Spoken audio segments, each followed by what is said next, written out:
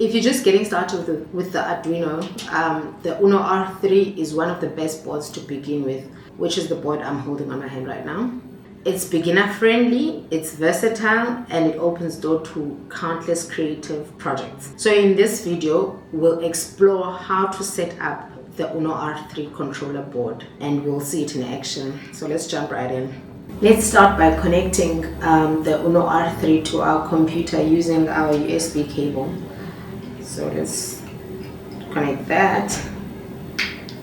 Immediately when we plug it in, we'll notice a small LED light which will light up on the board. It's green here. That means our board is powered on and it's ready to go. If you haven't already downloaded or installed the Arduino IDE from this website, you can do so. It's free and it's available for Windows, Mac OS and Linux. You can go to its official website, which is arduino.cc, then navigate to the download section, or if you're using a MacBook like I am, you can just press the software section and then install the IDE of your operating system. Once installed, you can open the IDE and then we'll move on the coding element of it. Ideally, this is where we should be writing our code, but I've pre-written the code now, as you can see on the screen recording of this video, that there's already a code set up. But for you, in order to start writing a code, you can then create a new sketch by clicking the new sketch button, and then you write your first program, which will then program the board to blink the onboard LED light, this orange or amber light. So if you open your IDE and type the code that you see on the screen, this code will tell the Uno R3 to turn this LED connected to pin 13 to switch on and off every second. Once you've written the code, you select your board and the correct port. You do that by going to Tools, and then you go to Board, and then Board Manager, and select look for your Arduino Uno board.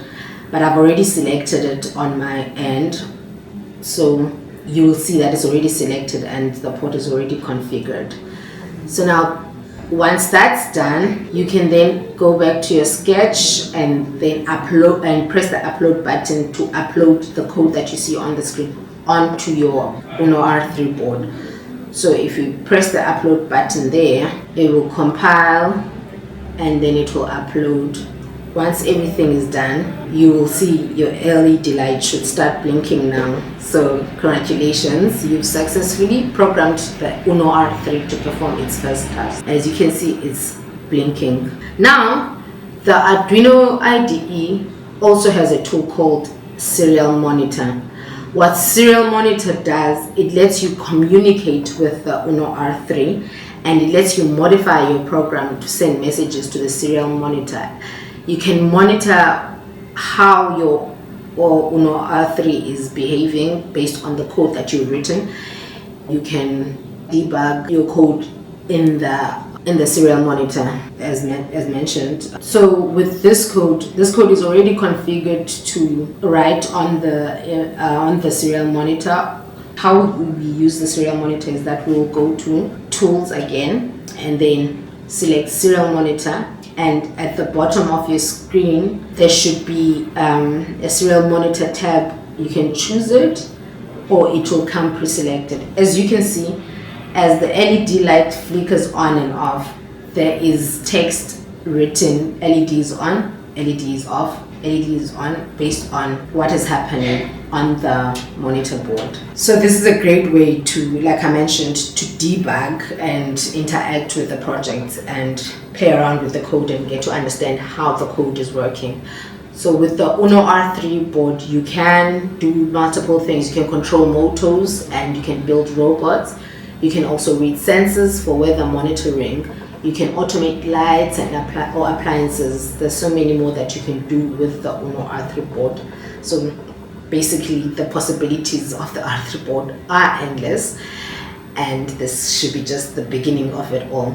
And that's it from my side. Thank you for today.